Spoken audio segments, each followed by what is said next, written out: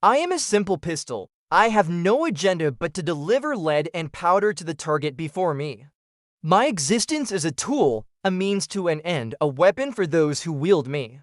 The air itself seemed to crackle with tension as Hamilton and Burr approached me, each with a pistol gripped tightly in his hand. They had met under the cover of darkness, both men pale in the moonlight. And now here we were, about to become instruments of fate.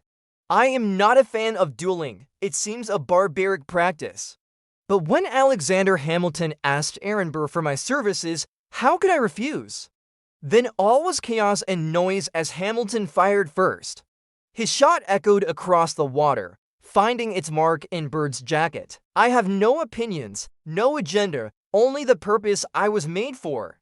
But sometimes, just sometimes, I wonder if there might have been another way, if the men who wielded me could have found another solution to their differences, if their words could have solved the problems that their pistols had failed to. But then I remember, I am just a pistol. My purpose is to deliver lead and powder to the target before me.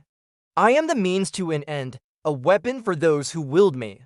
And in the hands of those men, I became a part of history.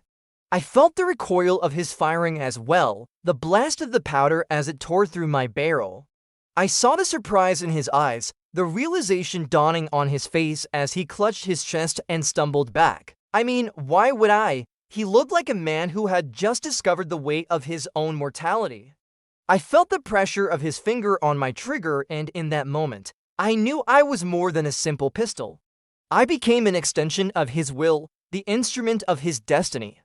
I was made for this very purpose, to be a tool of political discourse in a time when men were men and their word was their bond. In the aftermath, as I watched them ride off into the darkness, I knew that I had just delivered one of the fatal blows that would take them down. It was the summer of 1804, and the humidity hung heavy over Weehawken, New Jersey. I heard the cocks of our pistols being pulled back, the snap of the triggers.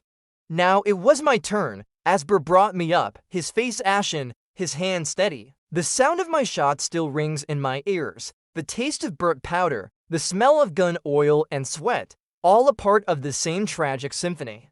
It was only later that I learned the full weight of what had transpired.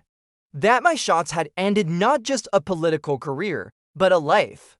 As the news of the duel spread, I felt a strange mixture of pride and shame. Pride in my accuracy in the role I had played, and shame for the part I had played in ending a life. I am a simple pistol, a tool of violence in a time when violence was the answer to everything.